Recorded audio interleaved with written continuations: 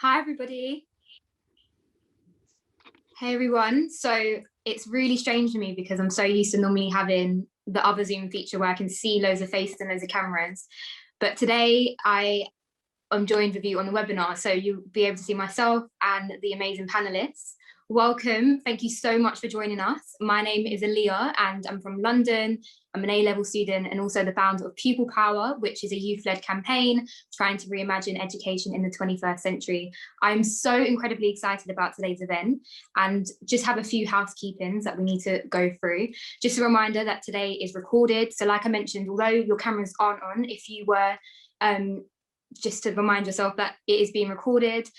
To also encourage you to use the chat function if you've got any comments or any points that have been raised and you want to chip into it. And also on this feature on the Zoom webinar, there is a function, a Q&A function, so you'll be able to ask any questions there for the last segment of today. So now I want to quickly welcome, before I welcome the panelists, introduce you into today's event. So today officially marks the launch of Young Lives, Young Futures, which is a major national study being conducted by a team of researchers at King's College London and the Edge Foundation. And so the aim of the study is to explore how education and employment opportunities that are available to young people who also don't go to university in England, and find out how they can investigate how England's vocational education training systems can better support us as young people. So it is a major study and it's going to take place over 5 years, and it's been running between 2019 to 2024, and there's multiple aspects to this study, so including a nationwide survey for young people and an in-depth interview process with young people, parents, practitioners, policymakers in 4 contrasting local authority areas. So it's really, really exciting. And now the focus of this study is to look at the transitions that young people take on whilst they're in school, with the interest of young people's experiences at heart of everything. The research team are really prioritising learning about young people, including their voices and their experiences. And so I feel like it's really, really powerful that we're launching this event with a young person's-led panel. I'm really excited as a young person, and I'm sure everybody else is as well. And that's why I'm really now excited to encourage everybody, all the young people, to sort of unmute themselves, and one by one they're going to introduce them. So can I start with Jaden? Would you like to introduce yourself? Absolutely. Hi guys, I'm Jaden. I'm super excited to be here. I'm from Manchester in the UK. I am currently studying PPE in Oxford. I'm also an educational activist who has spent the past 7 years on 2 key pillars of impact, which are the national curriculum and mental health for young people. I've been able, unfortunately enough, to work with some incredible organisations from Google to YouTube to KPMG. And today I sit working with Ashoka UK, who are trying to create everyone a change maker in the UK and globally. I'm also building a school in South Manchester called Rekindle School, which hopes to provide young people with everything that education currently doesn't see in them, so an ability to nurture young people. So yeah, that's a little bit about me. So I guess, Shanique, do you want to go next? I'll pass on. Hi everyone, my name is Shanique and I am a class of 2020 graduate from Aston University, but I'm from Manchester and I'm currently doing my Masters in Management. Some of the things that I'm really passionate about is championing the BAME community, and that's in my role at MMU as a BAME ambassador. But I've also been lucky enough to write a chapter in a book which was recently released called You Are a Limited Edition, and it's a collection of inspiring stories from young people and graduates, and mine is about imposter syndrome. It's called It's Not Rejection, It's Redirection. And that's a really special project, as the profits from that book go towards helping young people who face employment barriers. And another thing that I do is I volunteer with Youth Employment UK. I'm one of their youth ambassadors, again helping to tackle youth employment. I don't know who wants to go next. Should we go Fatima? Hi, I'm Fatima. Like Jason, I'm actually from Manchester as well. I'm an education focused activist, so I campaign a lot around BTECs and how that's different from A-level and drawing struggle with massively, how we've been impacted. Because like we've always been forgotten, like even just over the years, like teachers have kind of like neglected us because like they don't really have that guidance. I'm also part of Change Makers Lab for youth education, in which like we're doing a campaign currently. I don't know what it is yet, but we're doing a campaign currently. And yeah, I think that's pretty much me. And I'll pass it on to Ewan. Yeah, hey everyone, I'm Ewan. I grew up in Oxfordshire and I'm a degree apprentice for IBM. I'm a massive advocate for apprenticeships, mainly through their Association of Apprentices and the Young Apprentice Ambassador Network. I advocate so much because during school, there was never this push for apprenticeships as there was for university. So I'm really spreading awareness and making sure everyone's aware of the opportunities that are available that I wasn't necessarily aware of. During school, I was also head boy, and my main focus was on student voice and making sure everyone felt comfortable to raise any issues that they had during school, and also sustainability, which led to discussions with local MPs. That's me, and I'll pass on to Calvin.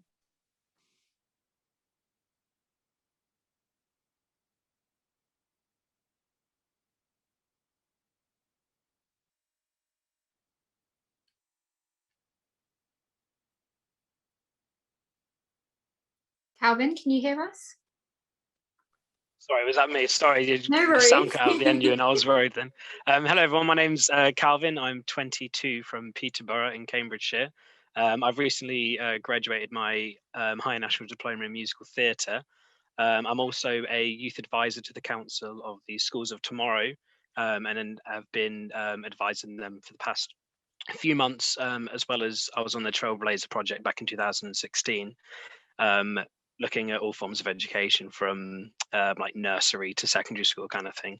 I'm a massive advocate for the arts, obviously coming from an arts background, really trying to push for more awareness of the vocational courses that are offered post GCSE.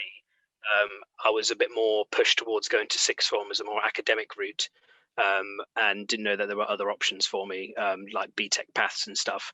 So then was kind of hindered at an early stage for training. So really trying to push for more awareness about that, as well as trying to get more for the arts for children at younger years before they pick their GCSEs, and trying to get them to follow their dreams a bit more, I guess. I know schools at the moment are a bit more diminishing on the arts with budget cuts and stopping students from picking more than one arts subject for their GCSE, so really hindering their choices that they have to pick at an early age, which affect the rest of their lives. So I nearly managed to run an after-school club at my old secondary school before the pandemic got in the way. So really trying to push for that, hopefully in September, and make a difference. Perfect. Thank you so much to absolutely everybody for introducing themselves. And I just want to highlight how, although we're all really passionate about making a difference within education, everybody on this panel really does represent different ideas and different focuses of how we can transform education. So this is why I feel like today's discussion is going to be incredibly important. So leading on to our first discussion, which is all focused on the theme of how has the pandemic affected you as a young person, I'm really interested to know more and explore further how your perspective, what your perspective is on how you've personally been affected, because we're not only just young people, right? We're students, we're potentially employees, we're change makers, we're activists. So in what ways have you directly been impacted? Can we go to Shanique? So for me, having graduated in the midst of a pandemic, it was really difficult, and a lot of opportunities, for example, graduate jobs that I did have lined up before the pandemic hit were either cancelled or recruitment was put on hold indefinitely. So I suppose it got to around August time last year and I started to hit a panic mode, and I decided that the best thing for me to do was to embark on a master's degree. It wasn't my first option. I didn't really want to do that. Having spent so long in education, I was ready to get out there. I decided to do the master's, and it has been the best thing that I could have done. I've really enjoyed it. I'm nearly finished it now, and I think with there being a lack of job opportunities, it was really just an amazing thing. I've got involved in so many other things, you know, being able to have that time. And I think, you know, it's definitely an option worth taking if you really don't know. And I think especially in the pandemic, that was the best thing for me. That's incredibly interesting to kind of navigate how almost you were forced into an option, and your hands were sort of tied in that, but then it's worked out for you. I'm interested to know a bit more about like what the impact's been on like young people in regards to our mental health, because I know for me personally it has been a challenge and there's been ups and downs. Jaden, what do you have to contribute to that? Yeah, absolutely. So I'm a massive advocate for mental health, but I'm also someone who advocates for mental health and tends to stay really quiet about his own mental health. And so during this pandemic, I realized that I did have to speak up more about my mental health. And I think most young people felt the idea that they were suffering from their mental health, and their mental health was suffering quite a lot during this pandemic. And so the first time I really realized it was the algorithms when they were first released, and I was like, there's so much uncertainty, what do we do now? And I realized that was a massive moment for so many young people. And then I moved away from Manchester and everything I knew into a completely new city. And there was this idea of I don't know anything, I'm kind of, the pastoral care was lacking, you're stuck in the same four walls. And really a lot of the time you're just left with your mind. And for young people, it's somewhere we've never really been. And we often surround ourselves.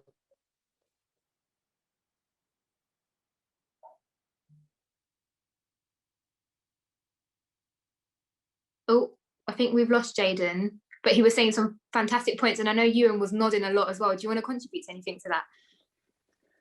Yeah, I agree. I don't think I knew the effect the pandemic had on my mental health until recently. Recently, I moved in with fellow young people from the company I work for, IBM. And at that point, I realized how much I'd missed interaction, not only with young people, but just in general, and how amazing it was to be constantly speaking to people every day in between meetings or lectures at university, just walking into their rooms and speaking to them. It was something truly kind of, it wasn't saving for me, but it was a lovely break from what I had experienced. I think it then emphasized how much I had been affected, but I was ignoring it during the pandemic. That's really interesting. So like it's almost caused you to like have a deep sense of reflection. I think for a lot of people, that's what this period has been, right? Loads of reflecting and just thinking back to how we would potentially act, or how we would live our lives pre-pandemic, and now like during being in the midst of the pandemic.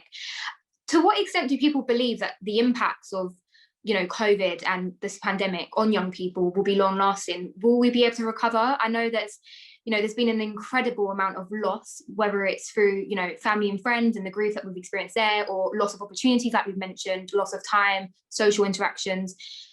Fatima, what do you feel? Do you feel like young people will be able to, you know, recover from this? Or I don't know, what do you think?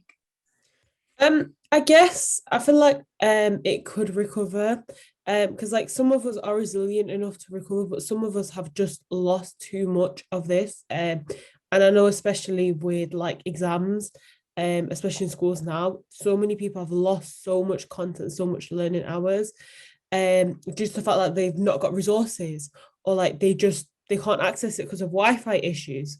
But I'd like to say, like, some of us are like, for me personally, I think that I could bounce back from it.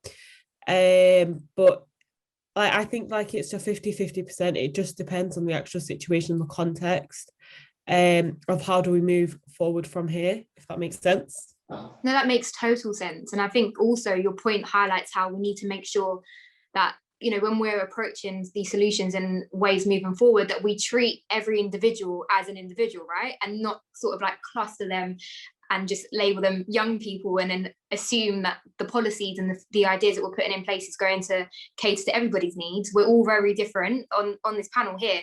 We've got different needs. And so it's really important that we remember that, because every young person has definitely experienced the pandemic in different ways, some better than others.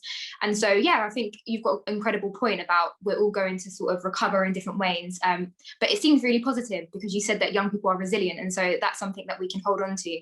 So on that point of sort of like clinging on to the positivity, as well as also recognizing the disadvantages and the struggles that we've gone through, what opportunities and also limitations do we expect Gen Z will face just through how the world has changed through the pandemic? Calvin, what do you think about that? I think that this last year has kind of aged everyone a few more years than just 1 year. So I feel like education as a whole is trying to adapt more for this situation in case it either happens again or this prolongs out longer than we're expecting it to. So I feel like online learning is going to take a bit more of a front rather than just reverting back to the old ways, which I think has its pros and cons. I have 7 brothers and 6 of them are all at school. So to see all of them try and get on the Wi-Fi at once at home and trying to get different laptops and computers working, it's very what's the term, difficult. So then when they all went back to school, it was very useful, but some of the older ones were still having some lessons working from home, and a lot of it was reliant on Zoom calls and just online stuff, which I think could have a benefit and just take a lot of stress off of indoor teaching time, I guess, and having different sessions at home, and maybe there could be a future where there's a 4-day school week and there's 1 day where children are learning from home and having their own resources, which, you know, I think it could be a possibility, and it is something that could change. But I liked Fatma's points of resilience. I was thinking that exact point. I think children at a young age, especially during their GCSEs, go through an insane amount of anxiety and stress and so much pressure on them as young people. And I know it wasn't that far ago for me, but it feels like a lifetime ago, where even now in adult life, I feel like there isn't as much pressure and stress on me now in the day-to-days that I do now, rather than when I was at school, and there was so many different subjects you had to revise for and learn for, and things that are pressured upon you. And I feel like this pandemic has given a bit of leeway in that, and students have taken a step back and reflected a bit on themselves and how they're going to change themselves in the future. And I hope schools can do the same thing as well. I hope schools are able to look back and see the effect it's made on their students, and hopefully they voice their concerns when they go back into school. Absolutely. I think that's an incredible response, because yeah, Gen Z right now are going through a lot, and we're experiencing way more than we would ever have imagined that we would have been experiencing, you know, with school, employability, you know, the transition potentially onto further education and higher education potentially. So that there is a lot that we're navigating. And so, yeah, Fatima's word, I think that would be the key word for today. And just this year in general, just the incredible resilience that we've been experiencing. So my last question for this segment would be, how has the experiences in this pandemic shifted your personal outlook on education, employability, and just the wider world in general? Jaden, do you want to go back to you? Because I know we had some technical issues. I'd love to know what you feel, just in a sentence or so, if your perspective has shifted. Yeah, it's definitely shifted. I think I'm more hopeful now, which sounds really strange. But I'm more hopeful that young people have found their voice, and that there's a way of creating change in this society, and young people are being heard more, or demanding that they're heard more. So yeah, if I can say anything, I'm more hopeful now.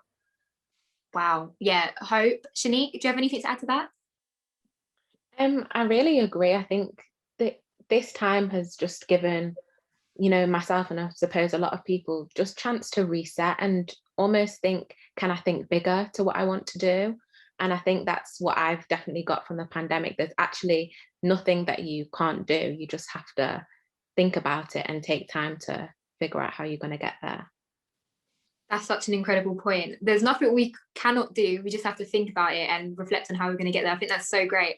And it leads me on to saying that your point about sort of the pandemic being a moment to reset, I always refer to it as like a massive like red button being pressed at the beginning of March, and the world's sort of going on pause. And yeah, we were forced, whether we liked it or not, to pause, to reflect, especially when, you know, as a student in school, we've got Monday to Friday, you've got exams, teachers have assessments and all the other, you know, Ofsted and all the other pressures in general that go on with education. It's a lot. And I feel like now we've reflected on some of the things that have been going on for years and years. They've always been there, but now we're starting to acknowledge them and recognize it. And again, what the word that I love the most is this idea of reimagining. And so this leads me on to the second segment, which is, how should education change following the pandemic? these big ideas that we're talking about, guys, are young people being in positions to use their voice, to reflect, to think bigger and better, to think differently, and also for policymakers, politicians, teachers, and other stakeholders. How can we begin to do that? So my first question is, what is the purpose of education? Because I feel like, for me personally, that was a big question, and it still is now. What is the purpose of education? Before we even think about what can be different, what is the purpose of it? How does it fulfill its purpose now? And the big question is, does it really give us what we need for employability and the next step further beyond school? So on that note, Calvin, would you think about that? I think that it's been so, what's the term? I don't want to say medieval, that's so long ago, but it's been stuck in the old ways for a long time. Students are forced to learn an insane amount of knowledge to sit written exams that aren't for everyone, to then maybe forget about them 6 months later. It's just short-term memory, I think, for a lot of cases. Unless a student's really passionate about something, they won't switch on for the things that they're trying to learn for. Especially, I didn't personally do it myself, but for people I knew that did history as a GCSE, they learned so much information in such a short amount of time. And then if you question them a couple of years later, if they didn't take it in A level, they probably won't be able to recite half the stuff they learn. So are they really learning it for a long term, or just to pass their exams? And then it's a question of, just because a student failed that exam that one day, they might have been having a bad day, their memory might not be as good as everyone else's, even though they're just as passionate. Does those grades then reflect that person entirely when they go out into the working world? And I feel like it just needs to be stretched more beyond just letters and numbers. I think it's recently changed from letters to numbers. It's like now 9, 8, and 7 and stuff. And I think that's an interesting way. It's still, what's the term? Like, it's still a hierarchy of grades, whether they change it from A, B, C to 9, 8, 7 kind of thing. So I feel like it really boxes in a lot of students that wasn't really what's the term, reflective of them when they got those grades. So I'm not quite sure of solutions right this second as to how we can change that, but it's definitely something that needs to be looked at from educators and government and teachers as a whole. I know it's not a lot of teachers' faults for the way things are being done. They're just kind of being told what to do. But I believe that if everyone kind of has the same outlook on it, then a lot of change can happen. Definitely. And I feel like it's important to remember as well, like it's not going to happen overnight. And so we can't just sit here and say A, B, and C, these are the solutions, boom, bang, we have the perfect education system. I feel like it will definitely take time, and it's a slow process, and I'm really positive that we're moving in the right direction. But to sort of like revisit it, like what do people feel like the purpose of education is? And then again, like when you think about what you feel like the purpose of education is that necessarily being achieved when it comes to preparing us for employability potentially? Fatima?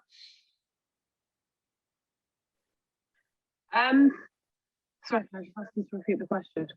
Yeah, so it is really quite a complex, so please do take it in any direction. So it's kind of like a double edge. So what is the purpose of education? And then is it being fulfilled? Is it being achieved when we look at the next step moving into employability? So I say no massively. Like the purpose of education is to serve our young people for their future. But what's currently in the actual curriculum, some of it is just purely like, you just know, like, why am I learning about this? What does this have to do with me getting a house, with me getting a car, with me learning how to write a CV and go into actual work? And I think massively, because like a lot of people come out of schools and colleges and universities, and I don't know how to write a CV, because we were never taught this. Or like, how do I get a mortgage? How do I do this? Because we're not taught this. And a while ago, I think it was like over a decade ago, this was actually within the curriculum. Like, this was actually part of a separate thing that schools had to teach. But then the government decided to cut it out. But schools and colleges were never told why it was cut out. So schools and colleges have just had that bit where have had that like plateau where they can't move forward, but they can't move back either. They're stuck at this level, and we can't move forward for our education, and we're just staying in the same way, which means that the older generation are all going to have the same type of way moving forward, if that makes sense. So we're just not changing anything. So almost what I'm getting from your response is that, like, essentially it's sort of outdated, it's not fit for purpose, and we need to start looking at how we can potentially change it. So there is a sort of this idea that, you know, I'm sure a lot of you, have heard of this reference, but like the A to C economy. So this idea that, you know, grades are the most important thing in order to move forward into, you know, into the world of work and beyond, and that if you don't get A to C, then you're almost classed as a failure. And so I'm just interested to know, like, is that sort of model outdated, and are we starting to begin to move into a more skilled-based economy where employees are starting to favor things such as, like, you know, work experience and your CVs and the actual skills that you have over, you know, a number or a grade? Shanique, what do you feel? I think, well, speaking from personal experience, when I graduated last year, I graduated with a first class honours degree, but I still really, really struggled to get a job. And, you know, I was luckily enough that where I went to university, I had to do a placement year as part of my course, so it was compulsory. So I had that year's worth of industry experience, and it still didn't really, it didn't help. It kind of got me to a certain stage, but, you know, it's only so helpful to have that experience if you get through the first bit, the application stage. So I think it's a really difficult question to answer because there's so many elements to it. But I think, you know, grades alone don't take you there, but you need to kind of have everything that they want, not just a few sections. Yeah, that's really interesting, because then it made me think about, like, when I was in school, picking my GCSE options, I was literally forced to do an EBAC. And I remember sitting there when I was choosing my GCSEs and I was like, I just really don't want to do a language. You know, you have to pick either history or geography, and then another sort of academic subject, as well as doing triple science. And I was just like, I just don't want to do it. I want to go and do PE, drama and geography. And so after kind of like really reinforcing that was what I wanted to do, I ended up doing that pathway that didn't exist. I kind of created my own set of subjects that I felt like were passionate to me. And those were the best GCSE results I got out of all of them. I did the best in them.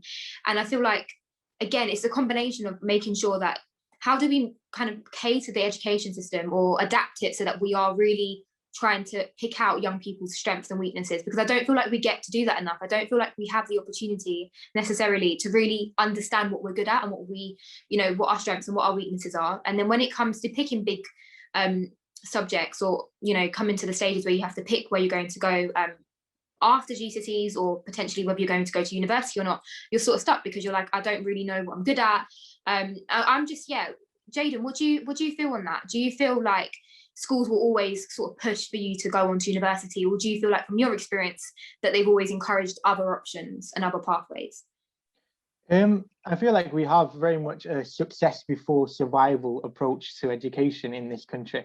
We have the kind of idea that we must, you know, churn out grades and the best possible grades for schools to be seen with a great reputation. Throughout my whole experience, you know, university was always the route. And there was very little talk about apprenticeships, very little talk about BTECs before going into A levels. And I think once you recognize as someone that could make it to university, you'll really like, that is the direction for you. And there's kind of no other choices introduced. And so I think like we have to reevaluate this, and we have to look at what should the purpose of education be, you know? And I say, like, if you have a young person in your life that you love deeply, what do you want them to gain from education? What do you want them to go to education and see? You want them to feel safe. You want them to be valued. You want them to be nurtured. And so I say that's what I want for every single young person in this country, is that same thing that you want for the young people in your life that you love. And I think if we can build an education system that sees those things and that values those things and values a young person as a young person, then hopefully we're building a better system. And that's all I can hope for, really. I think that is just so inspiring. That is like so true, because I feel like a lot of people in the world have young people in their lives, and so if you take it onto a sort of personal level, what would you like for that young person? I think that's a really great way to look at it. For me, mine's built on empathy, mine's built on understanding, equality, a sense of community. And education, to me, shouldn't be about the grades, and shouldn't be about going through what feels like an exam factory that feels so intense and so pressurizing. I feel like it should be an experience, something that is encouraged for young people to see education as lifelong, see learning as lifelong, rather than, you know, year 7 to year 11, or, you know, the university years. That's what it feels like. So people feel like they switch on and off to learning, when actually we should be encouraging, I believe anyways, to be encouraging education and this idea of learning to be lifelong. So on that note then, let's rethink, what is our vision for education in the 21st century? That is a huge question, but what is your vision for education moving forward, as young activists, as change makers, as people in this world that want to make the idea of education better and more inclusive? Ewan, what do you have to contribute? It needs to prepare people and young people for the future effectively. As we mentioned, and as all the points have raised, it just doesn't do it. It just doesn't do it in any way possible. It doesn't prepare them the skills needed to grow up and learn about taxes or mortgages, about buying a car or anything. It doesn't make them employable. Especially it won't prepare them for the post-pandemic world, where if you're going into like a large corporation, you're likely barely going to meet most of the employees you meet with, because a lot of them will save money and have virtual working from now on. The education system needs to prepare them effectively so they're ready for any path they want to take, not just this AC economy where you learn what's on the curriculum, what they want you to learn, and what they think is appropriate for the future of these young people. It needs to be led by the young people, because they know what they need, and that's why it's so exciting to see initiatives like this go forward, because it's exact steps that need to be taken to help prepare for young people going forward. I absolutely love that.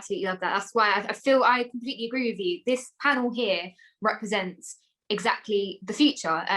People always say about young people being the future. We are now, and this is the perfect example of young people taking control now and getting involved now, in the present, so that we can make sure that long term in future generations that it's better for them. What are other ideas for the 21st century, Calvin? I like Ewan's point of trying to get people to learn more about taxes and mortgages and stuff. Even at 22 now, I have to ask my dad how a mortgage works and stuff. It's not embarrassing, because it's not something that I was taught in somewhere I should have been taught life skills. It's a school, you know, the whole point of education is for students to learn stuff, and then to come out of school and realize that I can do a bit of trigonometry whilst I'm going down the route of musical theatre isn't kind of viable for what I want as a career goal.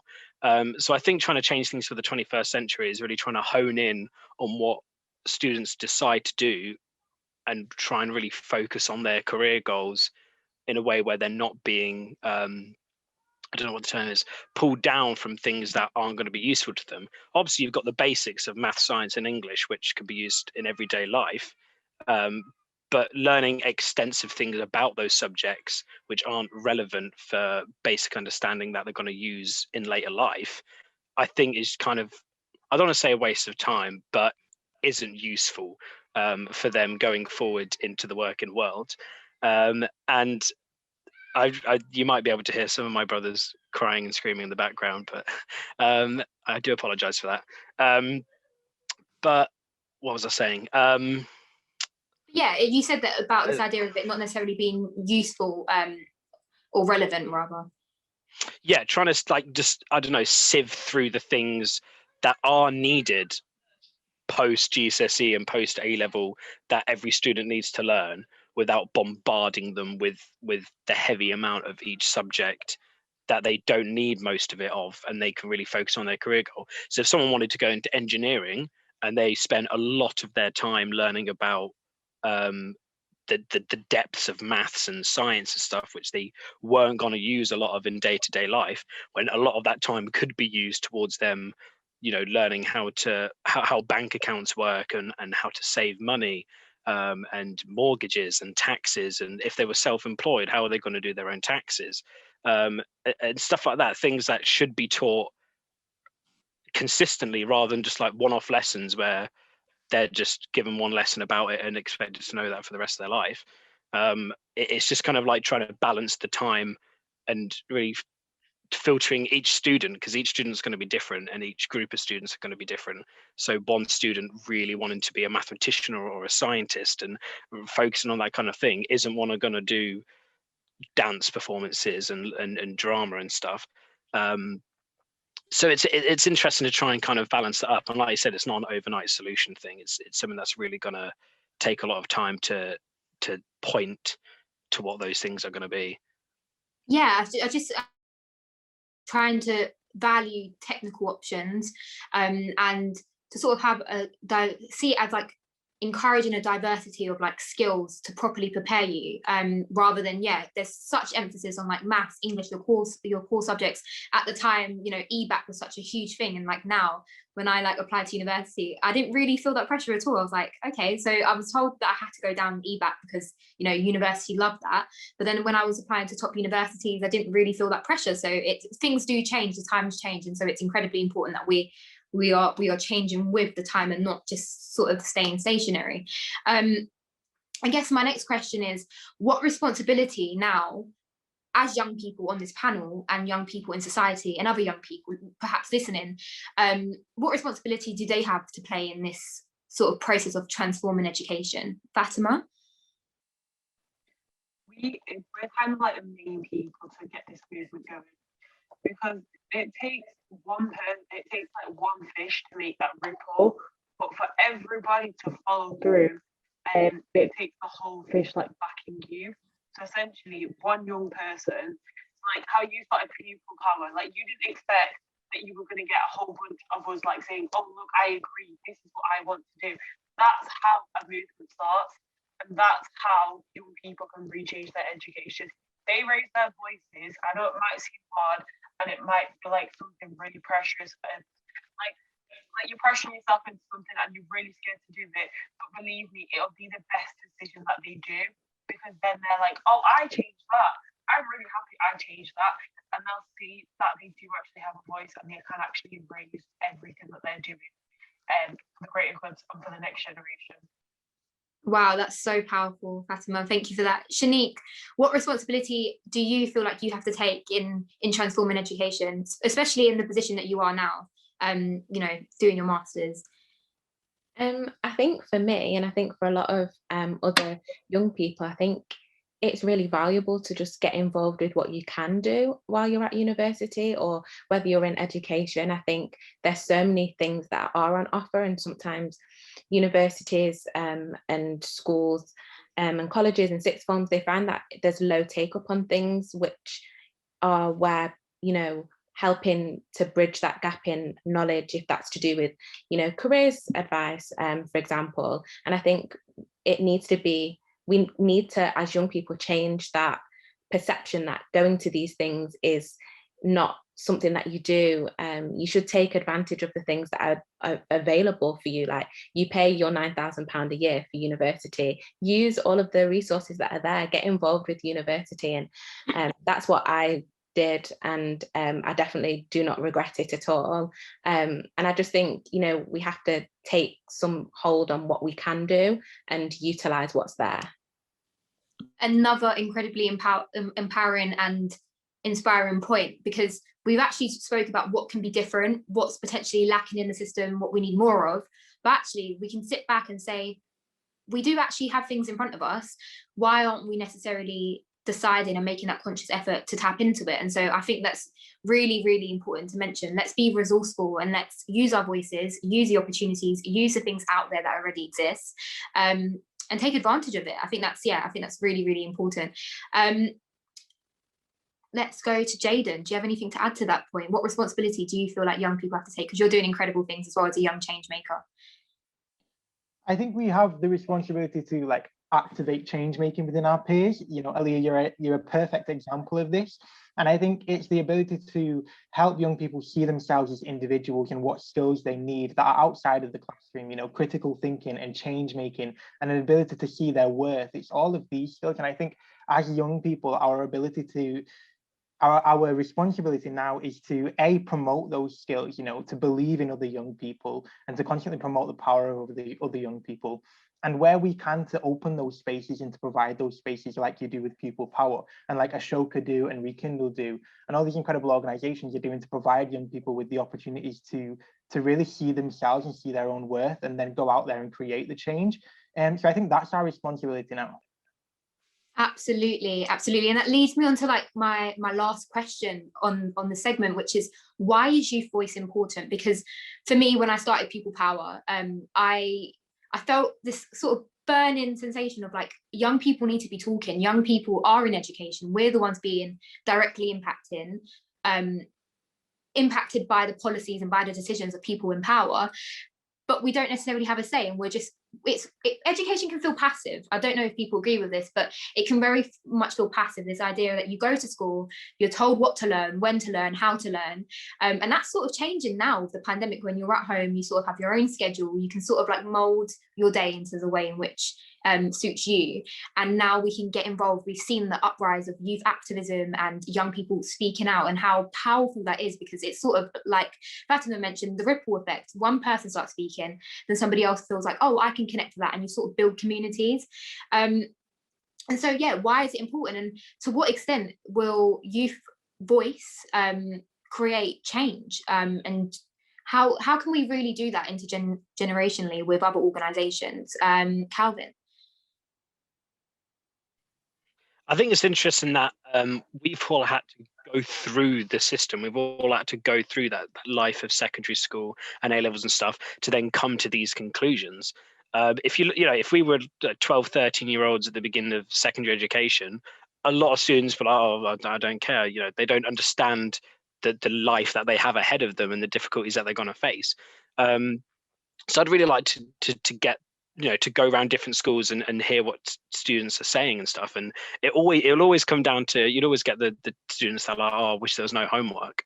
Well, maybe that is an option. How effective really is homework? Like, are they actually going home after school, after a long day of school, going home and then doing more schoolwork? Like, how effective is that to their learning? So it's really interesting that we've had to go through the worst of it, nearly swore there, the worst of it, to then come to these conclusions on how we're going to make the change. And it's a shame that maybe some of us were, but a lot of students can't see this whilst going through it. They're in like the middle of it, and in the starting their GCSEs or in the middle of their GCSEs, and they're not seeing the bigger picture of how this is going to affect them and their peers.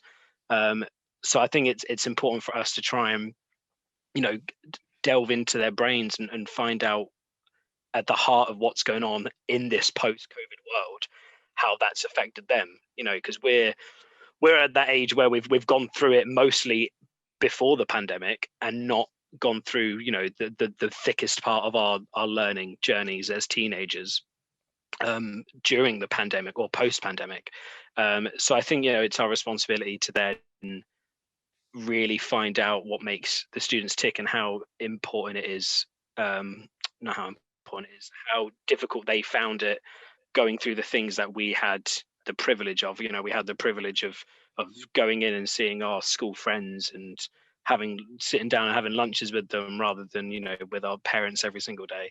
But then like it said, is they're being forced to learn when they learn, how they learn, and really trying to change that now. I think this is, like you said, a big reset button is really important, that going back into schools and a post-COVID world, we really try and force that change now. We really try and push it to, we're not going to go back into our old ways. We're not going to, sit back and let these things, take over us again. So yeah, Most definitely. Most definitely. That answer, I think, has like set the bar incredibly high, because now we're going to move on to the Q&A session. And so I just want to see whether there's any questions that people have been posting, what people's thoughts are really on this discussion around how young people have been impacted by COVID-19, and on the flip side, how the impacts of COVID-19 can sort of inspire change and motivate young people to take action, take agency to transform into education. Let's have a look at some of the questions. so many incredible comments on the chat. I wonder whether, Ollie, if you're able to like ask some questions that you see. Hi, you're doing such a fantastic job, everyone. It's really, really inspiring. And as you were just saying, Alia, I think there's a lot of conversation in the chat, which is absolutely wonderful. There are a couple of questions that people have answered in writing, but I wonder if you want to say a little bit more about them. So if you go to the answered section, Alia, you'll see that there are a couple that I think Calvin and Fatma have answered, but you might want to pick up those and say a little bit more about them to start with. Amazing, thank you so much for that. I didn't see that on the side. Thank you so much. So one of the questions that haven't been answered, thank you to the panelists for answering them, is directed to Ewan, and it says, have you seen more people having a positive view of apprenticeships since the pandemic, including your parents perhaps? That is an incredible question. Over to you, Ewan. I don't necessarily think there's been a change in view overall about apprenticeships during the pandemic. I mean, one positive of the pandemic for me is that all the advocating I've been able to do it all across the country because I can attend any school virtually. When I go to these talks, people are in big thanks afterwards because they weren't aware of what amazing opportunities there are with apprenticeships. I think all of the talk we've spoken about today is how we need to be better prepared for the future, and it's good to see some change occurring with T-levels being introduced in schools, but there needs to be a greater push on apprenticeships in general. So I don't necessarily think there's been a change in positive or negative view, but I think it's maybe opened people's eyes more to what is available. To answer the second point, I think it really depends on where you are brought up in the country, what your parents or old generations may have experienced. I know mine were always really supportive of apprenticeships, but certain older generations will not agree with apprenticeships at all and have this same monolithic view that occurs in schools that universities are the only way forward. So I think in general, there just needs to be a greater push for apprenticeships, and on government level, just make aware of what amazing opportunities there are for young people and how it doesn't have to be, everyone has to be engaging in apprenticeships, but it is a viable option as an alternative to higher education at university. So it'd be great to see a better push on. Yeah, that's a fantastic point, because again, university isn't for everybody, and there's really important that if I knew all my options, but potentially I wouldn't have chosen to go down university, because I feel like that was just one of the biggest things that was seen to me, and I didn't know enough about anything else, so it just felt like the natural step to take. But yeah, that's really, really great contribution. Shanique, there's a question for you, and I really wanted to ask you this myself actually. What would you have liked to have when you were deciding potentially after college or sixth form or after secondary even? What would you have liked to have in order to make those decisions of moving forward to your future? This is a really hard question. It's such a long time ago now, but I think back then it was very much, going to university was the way forward, and whilst I don't regret going to university, I do think that was the right route for me. I wish there would have been a bit more guidance provided by educational systems through almost like how you make the right decision about what choice you're going to do. So I think there's a lot of focus on, do you like the uni, do you like the campus, but what about other things about the course, about the opportunities that are available at that university? I think that's what I really would have benefited from a lot more, and I do think I made the right decision in everything that I did, but I think if I'd made a more informed decision, I think that would have been better. And I think just being at college, I think if they'd provided look into the different modules and the types of things that you'll be learning on that course, because you might be doing the same course at different universities, but they all teach different things. So I think, opening up dialogues about things like that, how you're assessed, I think it's really important, and something that wasn't really there when I was looking for my next steps. And I'm in that process now where I've applied to university, and I can actually say that I could agree. I don't think there's been any change or shift towards making there be more awareness or dialogue, which you have clearly stated that the benefits of that would be incredible. I didn't even realize at the point when I was applying that different modules would be different at different universities, and it almost seems like common sense, but if you don't necessarily know, then you just don't know. So yeah, I think that's a really, really, really great point. Fatima, what do you think, what was one thing that you would change to make education relevant to life today? And so just to add to that question, is it the curriculum? Is it about reducing assessments or testing? Do we ditch GCSEs? You know, there's a talk around zero tolerance and behaviour. Like, what would be one thing that you want to, that you would like to be the focus? So essentially, it's like a ladder. You've got to work your way up. But I definitely say reducing the content of exams, because like if you see all of the students when it comes to exam period, all of them want to rip their hair out. Because of just like they've put so much content in there for 2 years, and you're meant to sit over 2 papers and you're expected to remember that. That's just not healthy. It's not healthy on the students, but it's not healthy on the teachers, because they're rushing to try and get you through so you're ready for those exams. But then they have to go back over like the first year. They have to make sure you understand that. So I'd say reducing the content of your exams, and content and exams mainly. That's it for me. That's what I see as the first step moving forward. Content and exams, and it's interesting because right now, where there's essentially reduced content and no exams, we're actually surviving. Whereas before, maybe 2 years ago, the idea of not having GCSEs or A levels was like, how could we ever? And it was, although it's difficult now, it's potentially something that we can consider in the future. Jaden, you talked about this idea of success over survival. So what do you think young people need to help them survive? I think that's a great question.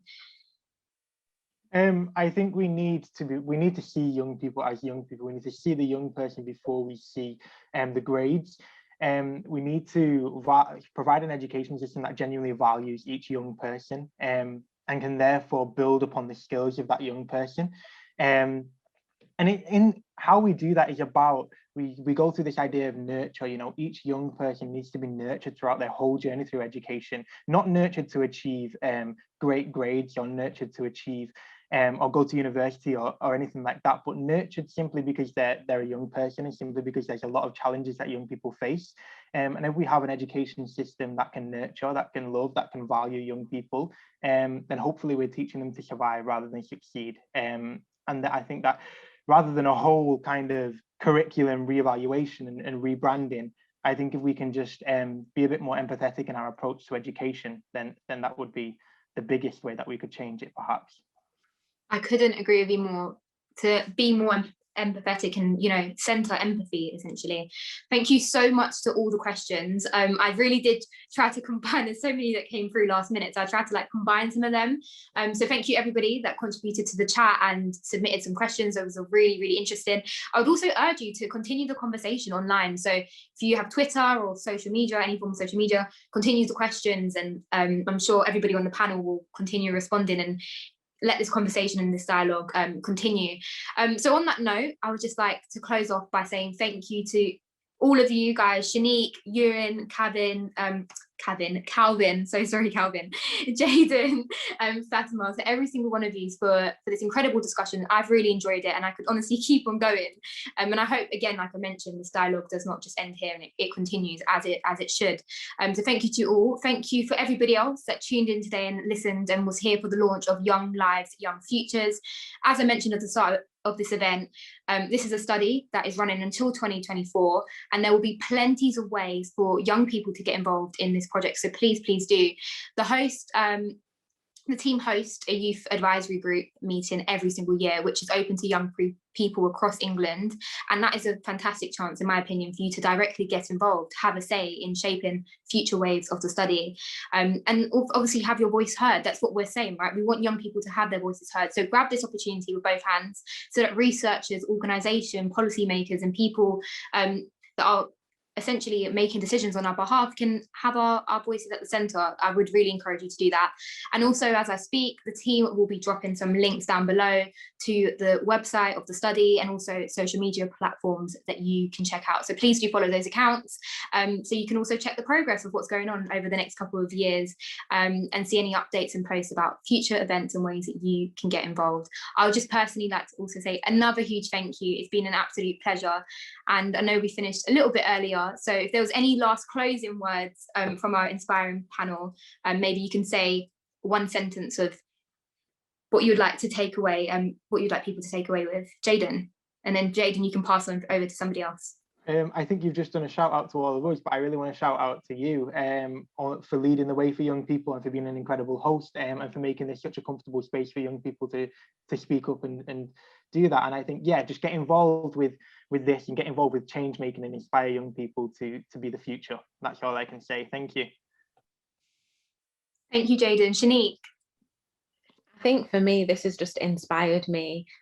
You all are doing such amazing things, and it's making me think I need to do more as well. So just thank you for inspiring me today. Thank you so much, Calvin. Thank you very much, everyone, for coming, and thank you, Alia, for organising this and doing amazing at hosting. Following on from what Shanique said, I think it's just I need to do more. I want to do more now. It's really like inspired me now, and I think everyone should, speak to children in schools. If you've got nephews, nieces, brothers, sisters, anyone, speak to them and really hear what they have to say whilst they're going through it. Absolutely, Fatima. Again, thank you. For me, I think it's because I've learned definitely things from everyone. Everybody's got a different way. Everybody's got like a different experience. So for me, like, I didn't know what it was like being on an apprenticeship. Obviously, I've heard from you and the different thoughts. So yeah, thank you. Absolutely. And Ewan? Yeah, I want to echo. Thank you, Alia. You've been an amazing host, and it's great to also meet the fellow panelists. Really cool people, it seems like. My sentence would just be proactive. Not only does it then hopefully generate change, but also it will just keep leading to more and more opportunities, and it will keep the movement going continuously. Definitely be proactive, because I feel like there are so many ways that young people can get heard, and people ask, how can I be a change maker? How can I create some sort of change or be an activist? It literally just starts by you speaking and sharing your experiences and being bold and brave about it and finding your community. I'm so proud of today's event, and I really love to talk to every single one of you. It was amazing, and I hope people listening are really inspired by what was said, because I am. And yeah, everybody, please check out and follow Young Lives, Young Futures. Have an amazing evening, and let's keep creating change for the future of education.